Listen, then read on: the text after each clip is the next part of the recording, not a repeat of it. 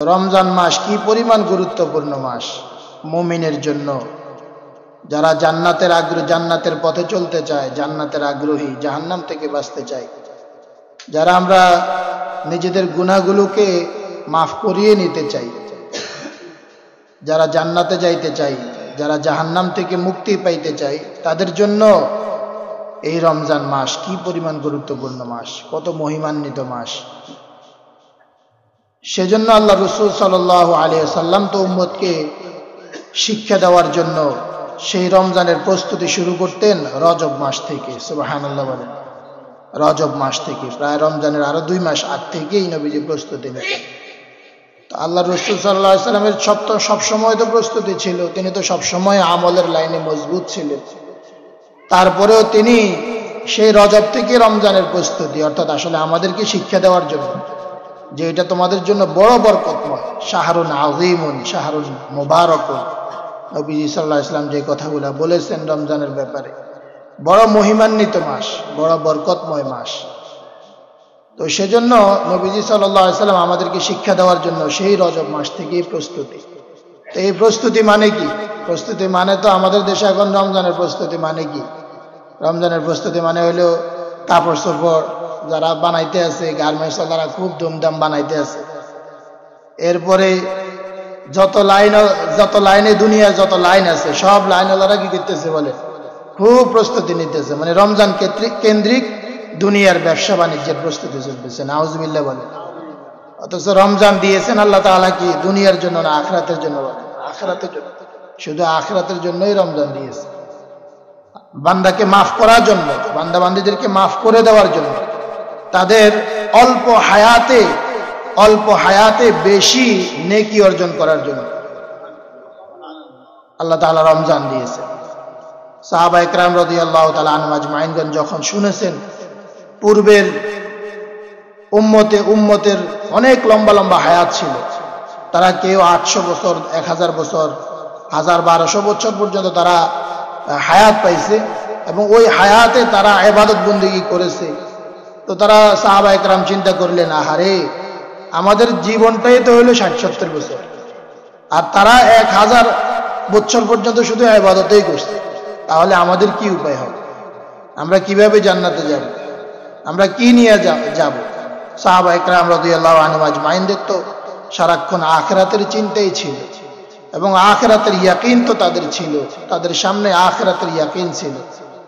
এমনকি তাফসিরে মারিফুল কোরআনের মধ্যে মুফতি শফি রাহমাতুল্লাহি আলাইহি বলেছেন যে সাহাবীদের এই জীবনের এই আমূল পরিবর্তন, এই নিকৃষ্ট মানুষগুলো স্বর্ণের মানুষে পরিণত হওয়ার পিছনে যে জিনিসটা সবচাইতে বেশি ভূমিকা রাখছে সেটা হলো আখিরাত, পরকালের প্রতি বিশ্বাস। সুবহানাল্লাহ বলেন, পরকালের উপরে ইয়াকিন, তাদের এই কঠিন বিশ্বাস পরকালের ব্যাপারে, এটাই তাদেরকে সাহাবী বানায়া দিয়েছে। সুবহানাল্লাহ বলেন, এটাই তাদেরকে সাহাবী বানায়া দিয়েছে। কি পরিমাণ তারা খারাপ মানুষ ছিল, কিন্তু তারা যখন ভালো হয়েছে এরপরে তারা আর কখনো ওই খারাপের ধারে কাছেও কি করছে না, যে যেটা থেকে ফিসছে তো ফিসছেই। কি পরিমাণ তারা মদ পানে অভ্যস্ত ছিল, কিন্তু ছাড়ছে তো ছাড়ছেই। কি পরিমাণ তারা জুলুমের উপরে ছিল, তবে ছাড়ছে তো ছাড়ছেই। এই সব কিছুর মূলে ছিল কি বলেন, আখিরাতের প্রতি ইয়াকিন, যে আখিরাতে পরকালে একদিন আমাকে আল্লাহর সামনে দাঁড়াইতে হবে। ওমর রাদিয়াল্লাহু তাআলা আনহু ব্যাপারে আমরা কত ঘটনা শুনেছি। ওমর রাদিয়াল্লাহু তাআলা আনহু কি পরিমাণ ইসলামের জন্য অর্ধ পৃথিবীর বাদশা ছিলেন, কি পরিমাণ ন্যায় ইনসাফ দুনিয়ার মধ্যে কায়েম করে গেছে। এরপরেও তিনি মৃত্যুর আগে যখন তিনি আহত হয়ে কাতরাচ্ছিলেন, তখন তিনি তার ছেলেকে বলতেছেন, তুমি আমার চেহারাটা একটু মাটির দিকে করে দাও, একটু মাটির দিকে আমার চেহারাটা করে দাও, আমি মাটিতে আমার নাক ঘষে ঘষে আমার মালিকের কাছে একটু মাপ চাই। সুবহানাল্লাহ। এরপরে তিনি ওই কাজেই করতেছেন যে আল্লাহ, আমার কি উপায় হবে, আমি পরকালে তোমার সামনে কিভাবে দাঁড়াবো। আবু বকর সিদ্দিক রাদিয়াল্লাহু তাআলা আনহু পরকালের কথা চিন্তা করে মাঝে মাঝে বলতেন, হায় আমি যদি একটা ইয়া লাইতানি কুনতু উসফুরা, হায় আফসোস আমি যদি কি হইতাম, একটা চড়ুই পাখি হইতাম। মাঝে মাঝে বলতেন, আমি যদি ঘাস হইতাম, গরু ছাগল আমাকে খেয়ে ফেলতো, শেষ হয়ে যাইতাম, আমাকে আল্লাহর সামনে দাঁড়ানো লাগতো।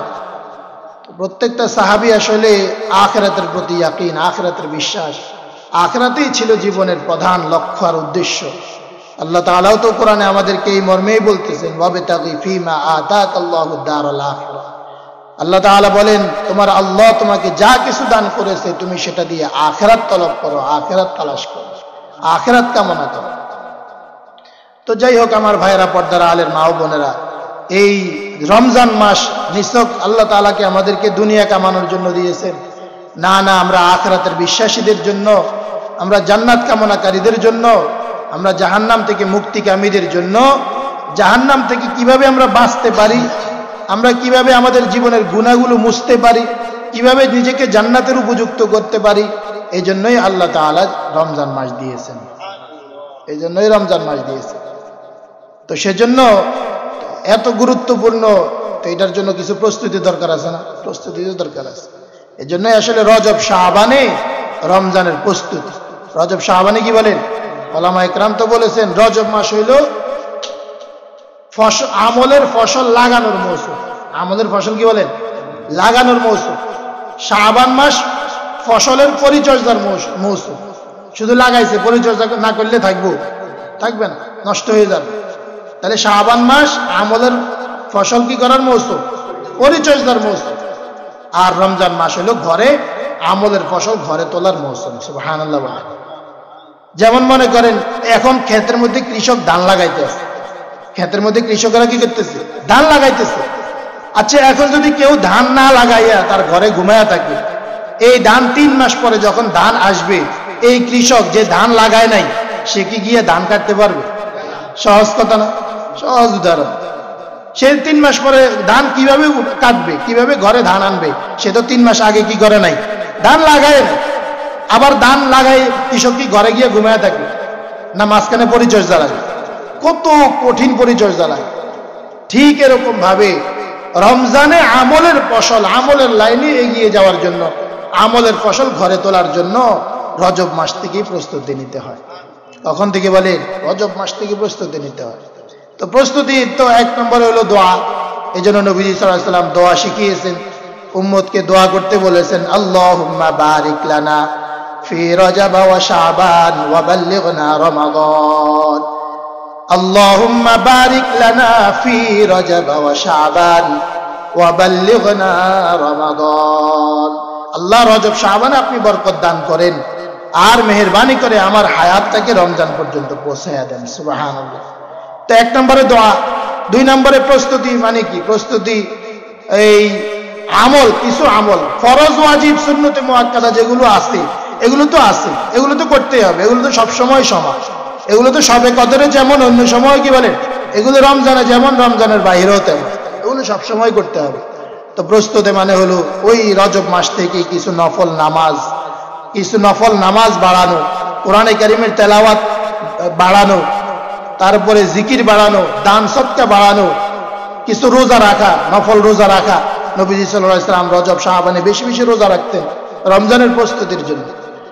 কারণ হঠাৎ করে এসে আমলে লাগা এটা কঠিন হয়ে যাবে। কি হয়ে যাবে বলে? কঠিন হয়ে যাবে। অনেকে মনে করে যে বাস এই রমজান মাস আসলে একেবারে ভালো হয়ে যাব, আগ থেকে বলে রমজান মাস আসলে ভালো হয়ে যাব। বিশেষ করে অনেক যুবকরা বলে যে এই রমজান মাস আসলে ভালো হয়ে যাবে।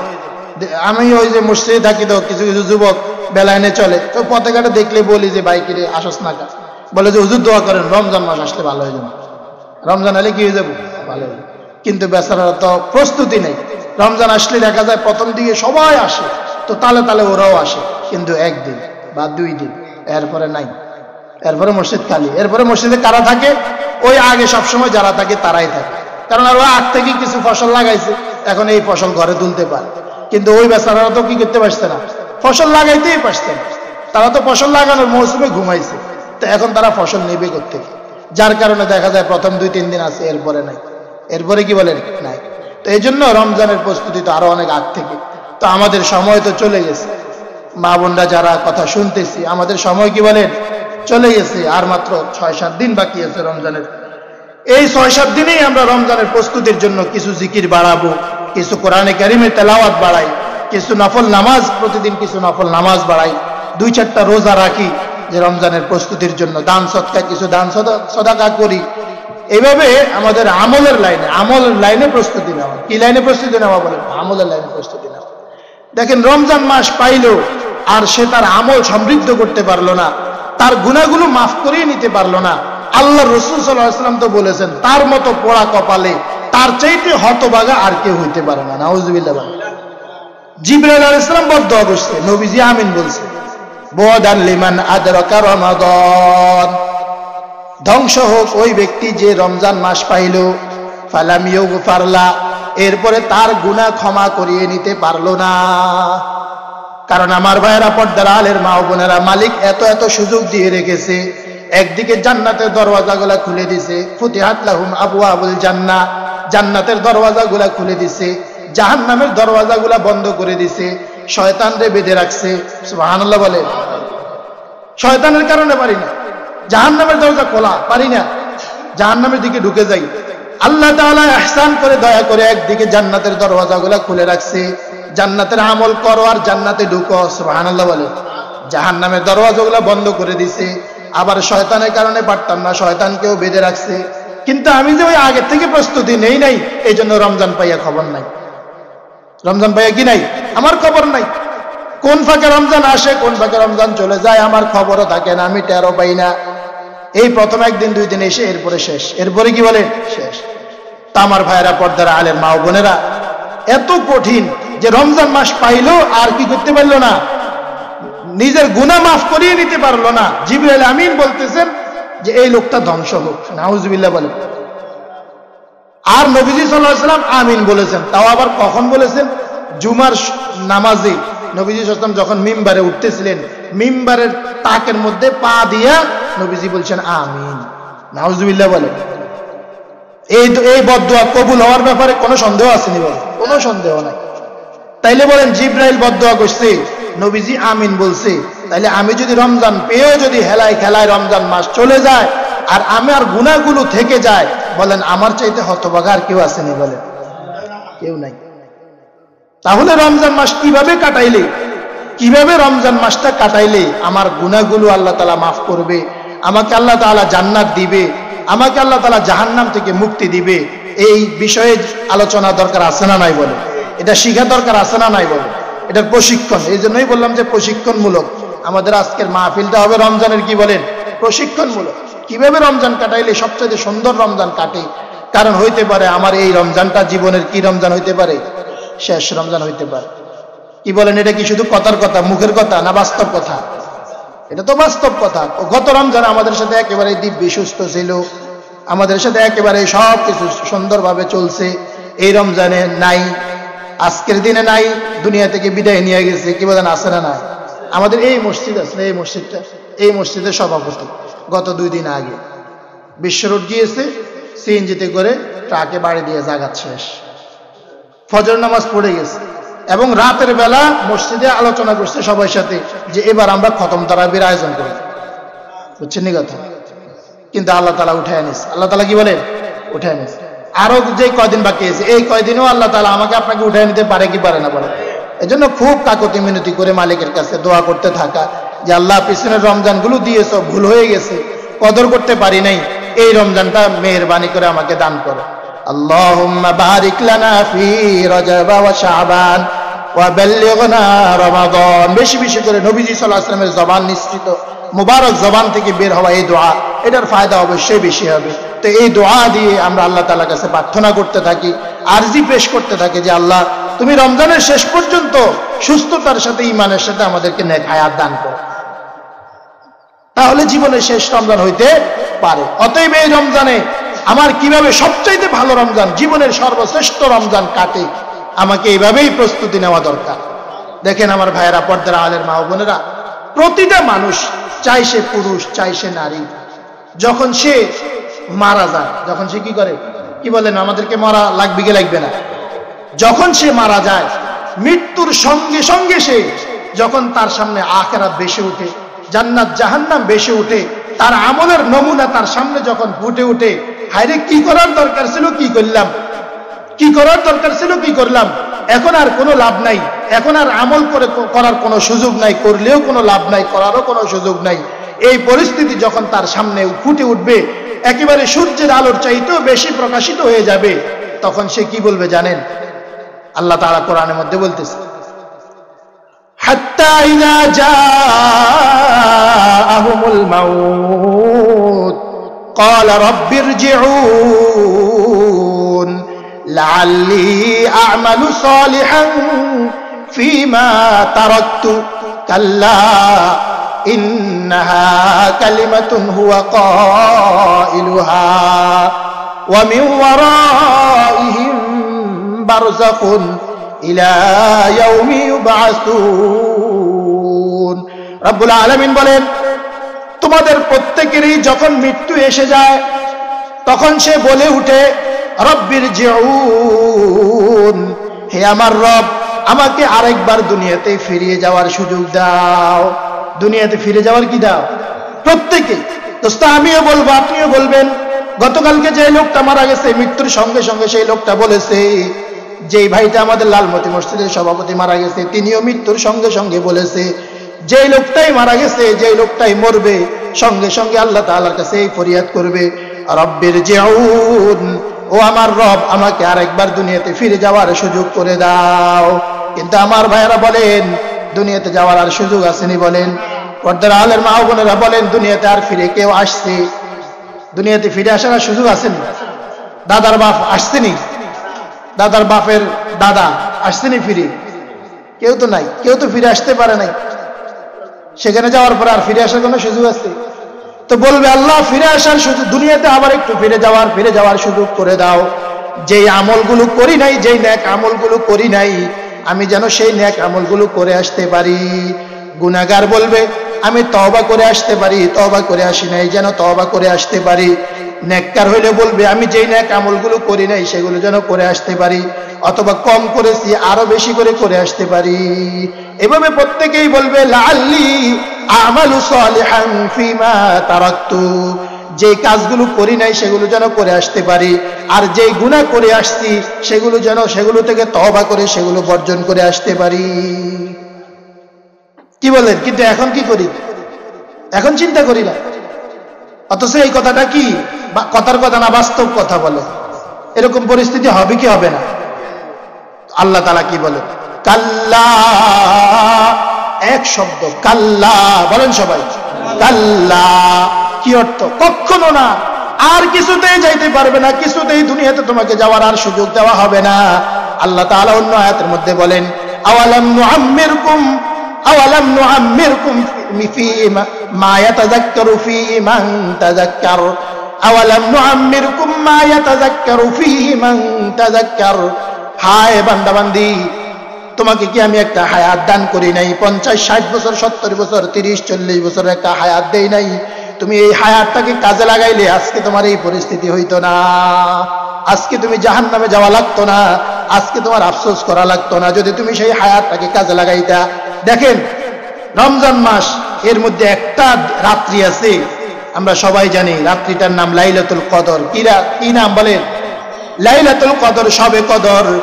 এক রাতের ইবাদতের দাম আল্লাহর কাছে 1000 মাসের ইবাদতের চাইতেও বেশি। সুবহানাল্লাহ বলেন।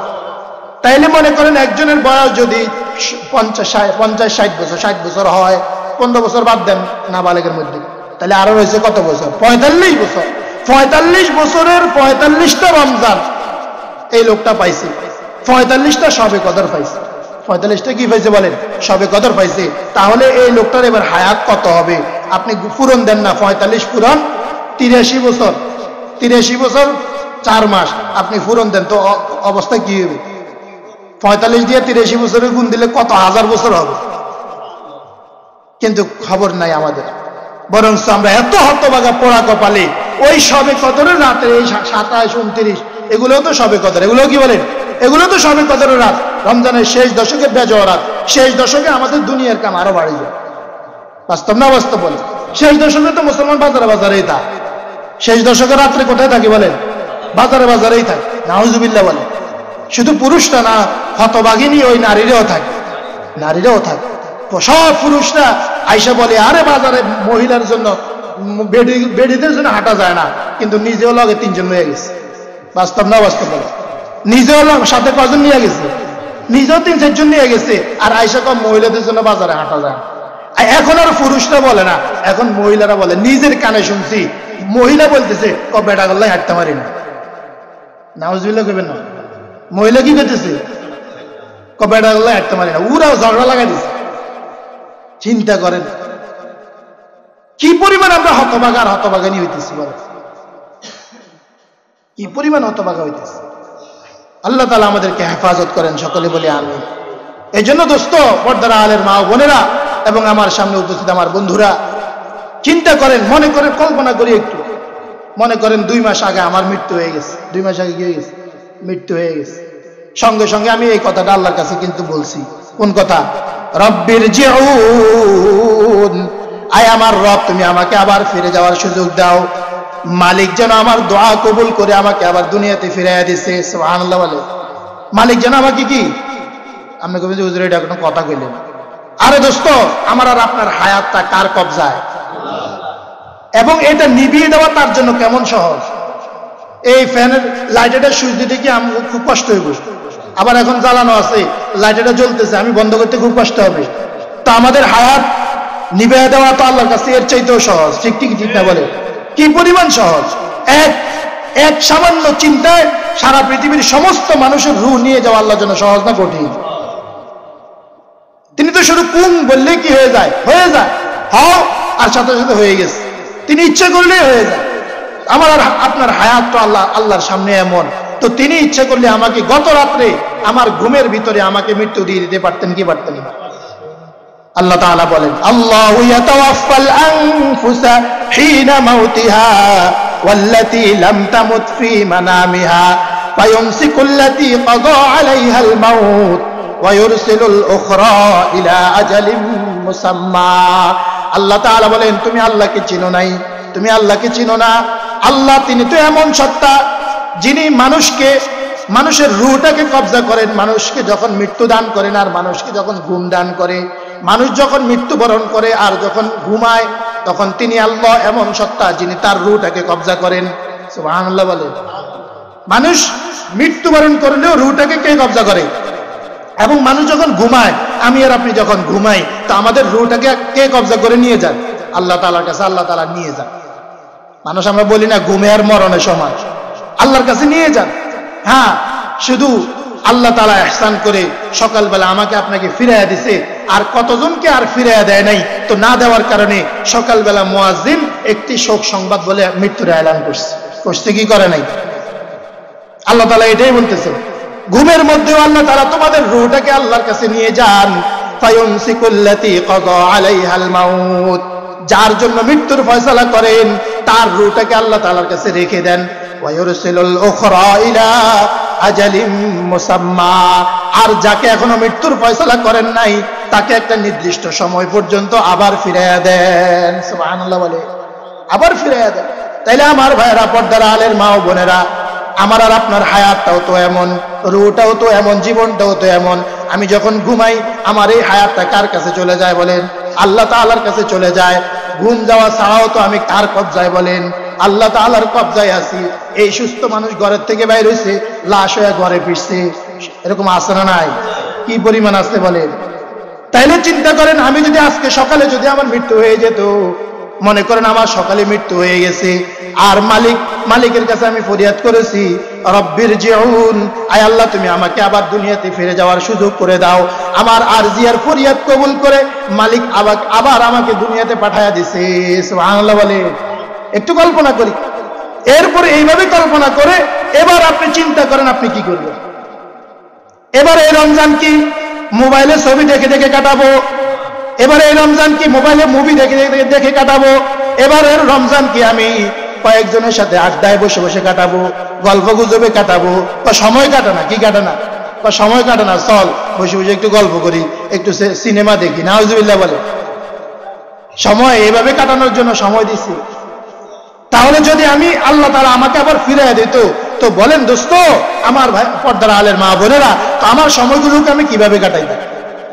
নবীজি সাল্লাল্লাহু আলাইহি ওয়াসাল্লামকে এক সাহাবী জিজ্ঞেস করেছে, ইয়া রাসূলুল্লাহ, আমাকে সংক্ষেপে একটু নসিহত করুন, আমাকে কি করুন? আওসিনি ফাআউজিজ, সংক্ষেপে আমাকে একটু নসিহত করো। নবীজি সাল্লাল্লাহু আলাইহি ওয়াসাল্লাম বললেন, ও আমার সাহাবী, ইযা কুনতা ফি সালাতিকা ফাসাল্লি সালাতা মুআদ্দাইন, তুমি যখন নামাজের মধ্যে দাঁড়াবে তখন এই কথা কল্পনা করো, এটা তোমার জীবনের শেষ নামাজ। এটা কি? এটা তোমার জীবনের শেষ নামাজ। কি বলেন আমার ভাইয়েরা? আমি যে ফজরের নামাজ আদায় করেছি জীবনের শেষ নামাজ হইতে পারে কি পারে না? আবার জোহরের নামাজ যে পড়বো এটা জীবনের শেষ নামাজ হইতে পারে কি পারে না? আমার মসজিদে ঢুকার 4টা গেট আছে, 4টা দরজা।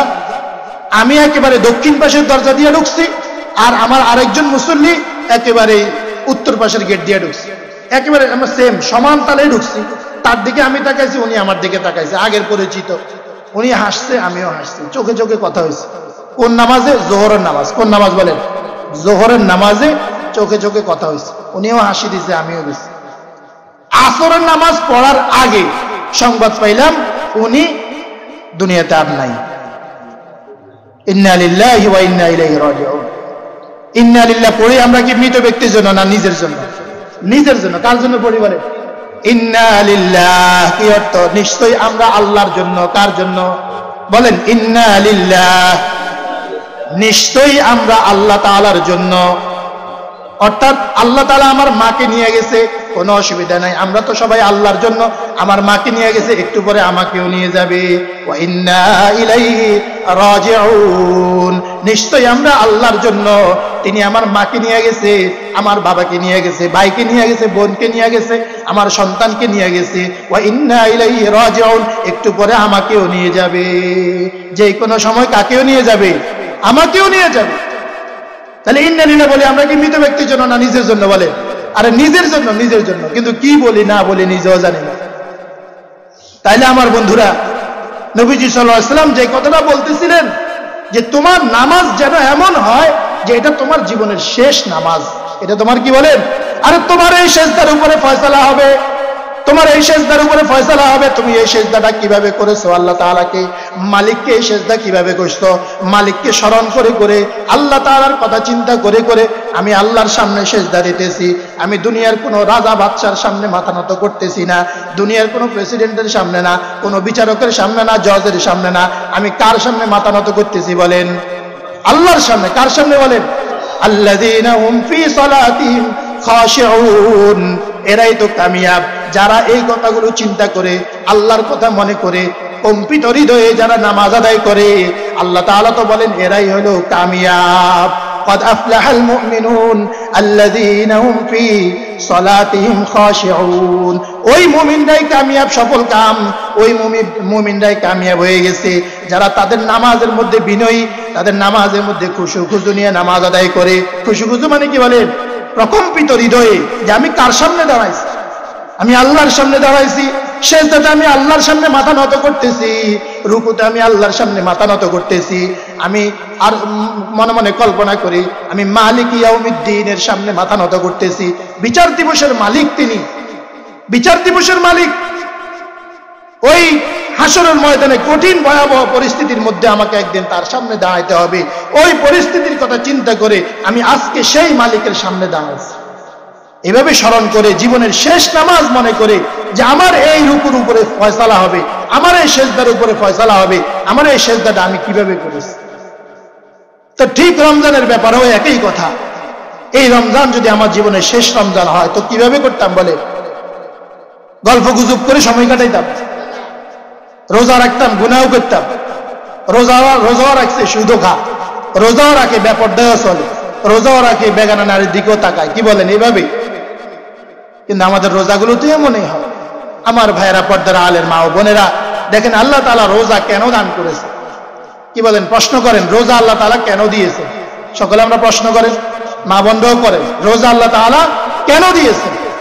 আল্লাহ তাআলা যে আয়াতে রোজা ফরজের বিধান নাজিল করেছে আমাদেরকে জানিয়েছেন, ওই আয়াতের মধ্যে আল্লাহ তাআলা এই উত্তরটাও দিয়ে রেখেছেন, এই মাকসাদও বলে রেখেছেন। আল্লাহ তাআলা বলেন, ইয়া আইয়ুহাল্লাযীনা আমানু কুতিবা আলাইকুমুস সিয়ামু কামা কুতিবা আলাল্লাযীনা মিন ক্বাবলিকুম। হে ঈমানদার পুরুষ আর হে ঈমানদার নারীরা, খুব মনোযোগ দিয়ে শোনো, তোমাদের উপরে রমজানের রোজা রাখাকে ফরজ করা হয়েছে যেমনি ভাবে তোমাদের পূর্ববর্তীদের উপরে ফরজ করা হয়েছে। এরপর আল্লাহ তাআলা বলেন, জানো কেন আমি এই রোজা তোমাদের উপরে ফরজ করেছি? আল্লাহ তাআলা বলেন, লাআল্লাকুম তাত্তাকুন, যেন তোমরা মুত্তাকি হইতে পারো। সুবহানাল্লাহ বলে, যেন তোমরা কি হইতে পারো? মুত্তাকি হইতে পারো। তাহলে মুত্তাকি মানে কি? তাকওয়াওয়ালা। তাকওয়া মানে আল্লাহর ভয়।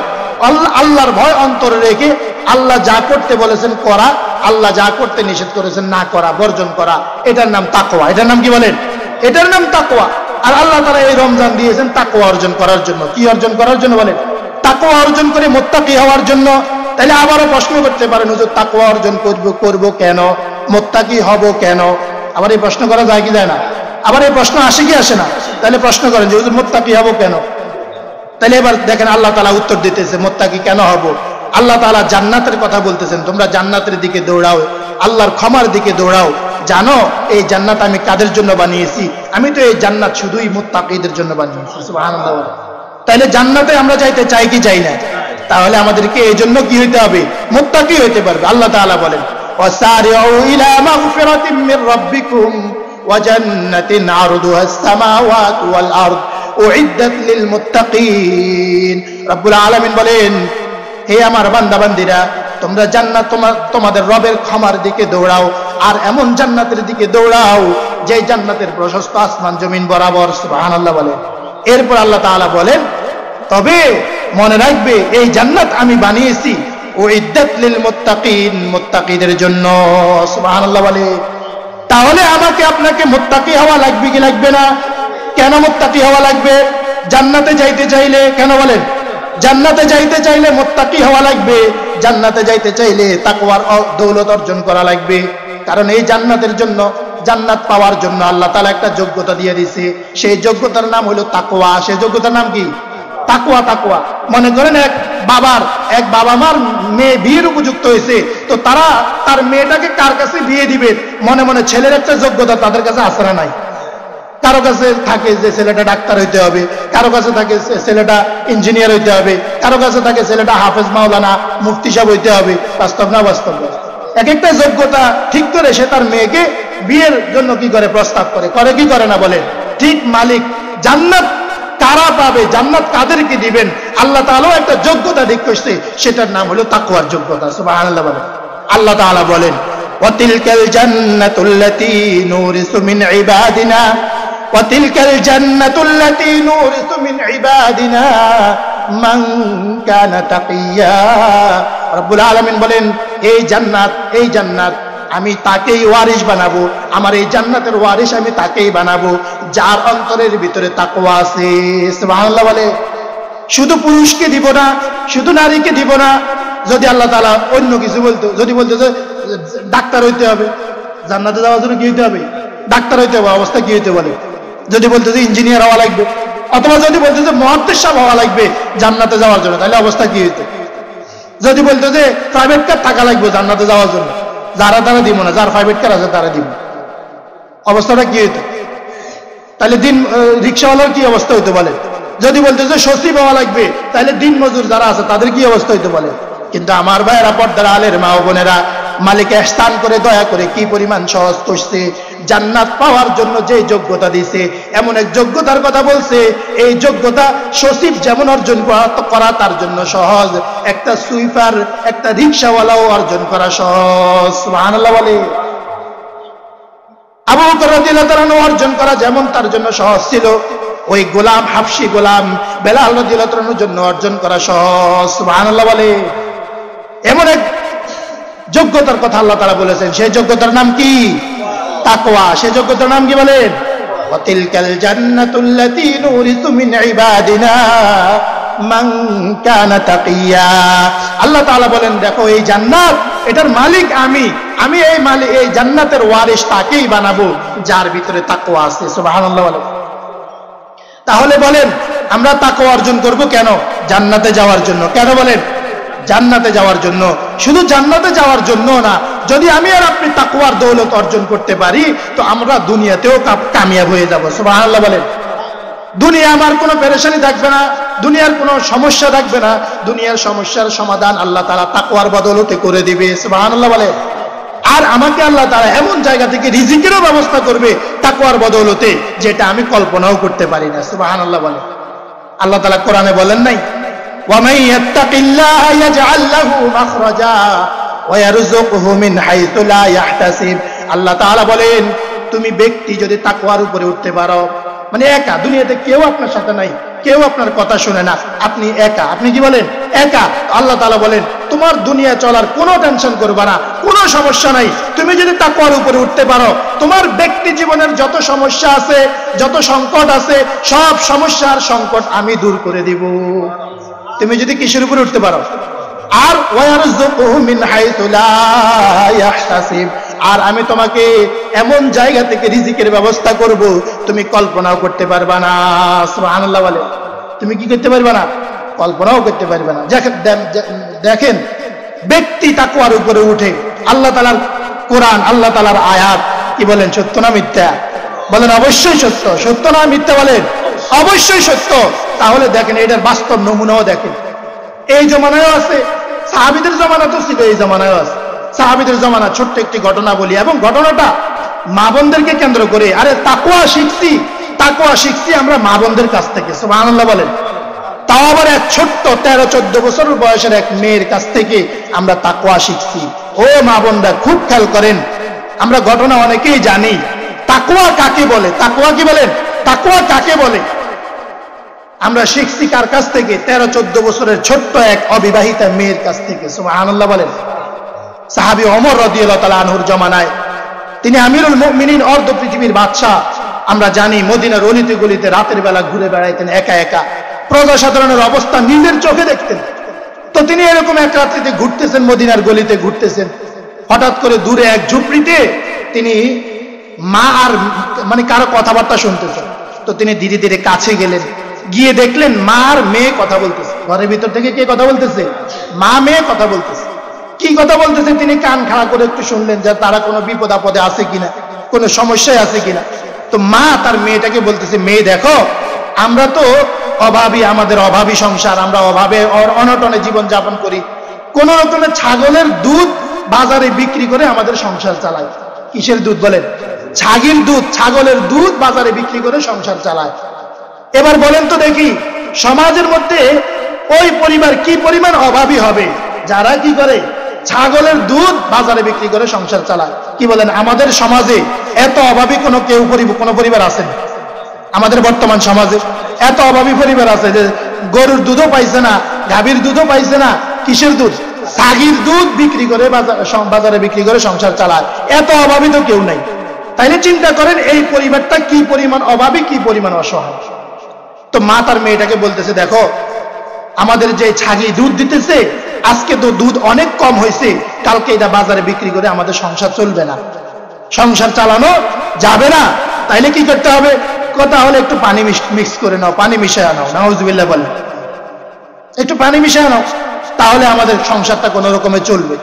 কি বলেন? দুধের সাথে পানি মিশানো হালাল না হারাম? জায়েজ না না জায়েজ? না জায়েজ। মা তার মেয়েটাকে বলতেছে, মা বড় না মেয়ে বড়? মা বড়, বুঝ বেশি তো মার হওয়ার দরকার ছিল। ছোট্ট মেয়েটা মাকে বলতেছে, মা, কেন আমরা এই কাজটা করতে যাব? এই হারাম কাজ কেন করতে যাব? আমিরুল মুমিনিন ওমরে ফারুক রাদিয়াল্লাহু তাআলা তিনি কি নিষেধ করেন নাই যে খবরদার যারা দুধ বিক্রি করো, দুধের সাথে পানি আর ভেজাল মিশাইতে পারবা না? ওমর কি নিষেধ করে নাই? মা বললেন, মেয়েকে ধমক দিয়ে বললেন, আরে মেয়ে, এত রাত্রে ওমর আসবে কোত্থেকে? দুধের সাথে একটু পানি না মিশালে কালকে সংসার চলবো কেমন? নাউজুবিল্লাহ বলেন। বুঝছে না? অনেকে ওলামা একরামের এই আলোচনা শুনে, তারপরে তাকওয়ার কথা শুনে, দিনের উপরে চলার কথা শুনে কি বলে? মন্তব্য করে, আরে হুজুরে কইলে হইব না, আমি করে টিয়া দিয়ে দেবো নাকি? হুজুরে চলাবো না আমার সংসার, বলে কি বলে না? সংসার কি হুজুরে চলাবো নাকি? সংসার তো আমি চালানো লাগবে। সুদ না খেলে আমি কেমনে চললাম? নাউজুবিল্লাহ বলে। ঘুষ না নিলে 20,000 টাকা দিয়ে আমি সংসার চালাম কেমন? নাউজুবিল্লাহ বলে। হায়, আল্লাহর উপরে বিশ্বাস নাই। কার উপরে বিশ্বাস নাই? বলে আল্লাহর উপরে ইয়াকিন নাই। আল্লাহ তাআলা যে বরকতের মালিক, তিনি যে বরকত দিতে পারে, তিনি যে তাকওয়ার উপরে, তাকওয়ার বদৌলতে অল্পের ভিতরে আমার সব সমস্যার সমাধান করে দিতে পারে, এটা তো তার ওয়াদা। কিন্তু আমার কি নাই? ঈমান নাই, বিশ্বাস নাই। তাইলে দোস্ত বলেন, তুমি আর নিজেকে ঈমানদার দাবি করো কেন? ঈমানদার তো আল্লাহর উপরে বিশ্বাস আছে, তাকেই তো ঈমানদার বলবে। তো তুমি আল্লাহর উপরে বিশ্বাসে নাই।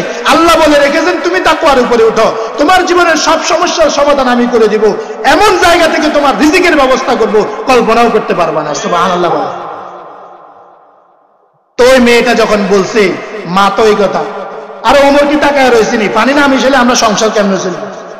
মেয়েটা তখন যে কথাটা বলেছে তাকওয়ার কথা, এটাই খুব খেয়াল করেন মা বোনরা, খেয়াল করেন মেয়েটা তখন যে কথাটা বলেছে এটার নাম তাকওয়া।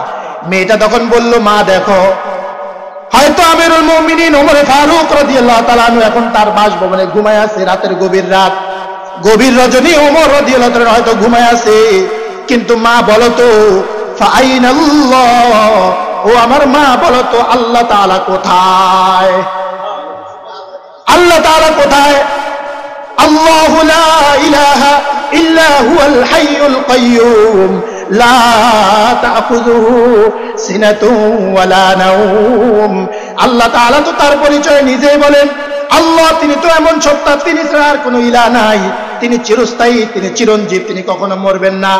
লা তাখুযুহু সিনাতুন ওয়ালা নাওম, তাকে ঘুম স্পর্শ করতে পারে না, এমনকি ঝিমানিও তাকে স্পর্শ করতে পারে না। তাহলে গভীর রজনী মা ওমর হয়তো ঘুমায় আছে, কিন্তু আল্লাহ কি ঘুমায় গেছে? কি বলেন, আল্লাহ ঘুমায় গেছে? না না, আল্লাহ তাআলা তো তাকায় রয়েছে। আলাম ইয়ালাম বিআন্নাল্লাহ ইয়ারা, আলাম ইয়ালাম বিআন্নাল্লাহ ইয়ারা। আল্লাহ তাআলা বলেন নাফরমান কেমনে আমার নাফরমানি করস? আল্লাহ তাআলা বলেন সে কি জানে না আমি আল্লাহ তাকে দেখতেছি। সুবহানাল্লাহ বলে, আমি আল্লাহ সব সময় তার দিকে তাকায়া থাকি, তার দিনের আলো আমি দেখি, রাতের অন্ধকারও আমি দেখি, সে যখন সবার সামনে থাকে তাও দেখি, সে যখন গোপনে থাকে তখনও আমি দেখি। সুবহানাল্লাহ বলে। তাইলে এই ছোট্ট মেয়ে কি শিখাইলো বলে, কি শিখাইলো? তাকওয়া শিখাইছে। কেউ দেখে না, কে দেখে? আবার বলেন কেউ দেখে না, কে দেখে? এটার নাম বন্ধু কি বলেন? এটার নাম তাকওয়া। এটার নাম কি বলেন? তবে শুধু কেউ দেখে না, আল্লাহ তাআলা দেখে, এটা মনে আছে, তারপরেও কি নাফরমানি করে নাকি নাফরমানি ছাড়ে? ওই ছোট্ট মেয়ে তারপরে নাফরমানি করছে না ছাড়ছে? তাইলে বুঝা গেছে তাকওয়া হলো আল্লাহর ভয় অন্তরে রেখে আল্লাহ যেটা করতে বলেছেন করা, আল্লাহ যেটা করতে নিষেধ করেছেন বর্জন করা, এটার নাম তাকওয়া। সুবহানাল্লাহ বলেন। এটার নাম কি বলেন? আবার বলেন তাকওয়া কাকে বলে? আপনারা বলেন, মা বোনরা বলেন। আল্লাহর ভয় অন্তরে রেখে আল্লাহ যেটা করতে বলেছেন করা, আল্লাহ যেটা করতে নিষেধ করেছেন সেটা কি ছেড়ে দাও। যেমন ফজরের নামাজ আল্লাহ পড়তে বলছে না ছাড়তে বলছে? তাহলে পড়ার নাম তাকওয়া, পড়ার নাম কি? আর না পড়ার নাম হলো তাকওয়ার বিপরীত। নাউজুবিল্লাহ বলেন, নাফরমানি। না পড়া নাফরমানি। না পড়া কি বলেন? মিথ্যা কথা আল্লাহ বলতে বলেছেন না ছাড়তে বলেছেন? তাইলে মিথ্যা কথা না বলা তাকওয়া। মিথ্যা কথা না বলা কি তাকওয়া। ব্যবসায়ী ব্যবসা করতেছে, তার মালের মধ্যে ভেজাল না, ভেজাল আল্লাহ দিতে বলছে না না দিতে বলছে? তাহলে ভেজাল আল্লাহকে স্মরণ করে, আল্লাহকে ভয় করে ভেজাল না দেওয়ার নাম তাকওয়া। ভেজাল না দেওয়ার নাম কি বলেন?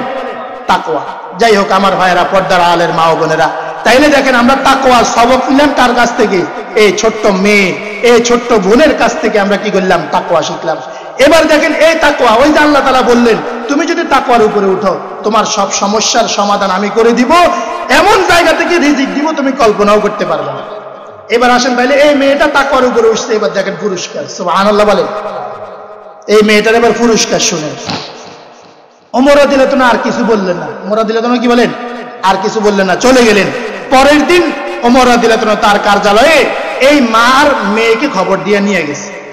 মার মেয়েটাকে কি করছে? খবর দিয়ে নিয়ে গেছে। এবার মাও যাইতেছে, মেয়েও যাইতেছে। বলেন তো কার মনের অবস্থা কি? কার মনের অবস্থা কি বলেন? ঠিক দোস্ত, মার মনের অবস্থা তখন যেমন এক গুনাহগার নাফরমান যখন মৃত্যুর পথের যাত্রী হয়, কবরের দিকে যায়, তো তার মনের অবস্থা এর চাইতে কোটি গুণে ভয়াবহ থাকে। ঠিক কিনা বলেন? আর মুমিন মুত্তাকি যখন কবরের দিকে যায়, ওই মেয়েটা যখন ওমর রাদিয়াল্লাহু তাআলার কাছে যাইতেছে, তার কোনো ভয় আছে না? হে তো কোনো কিছু করছে না, নাফরমানি করছে না, তার ভয় থাকবে কেন?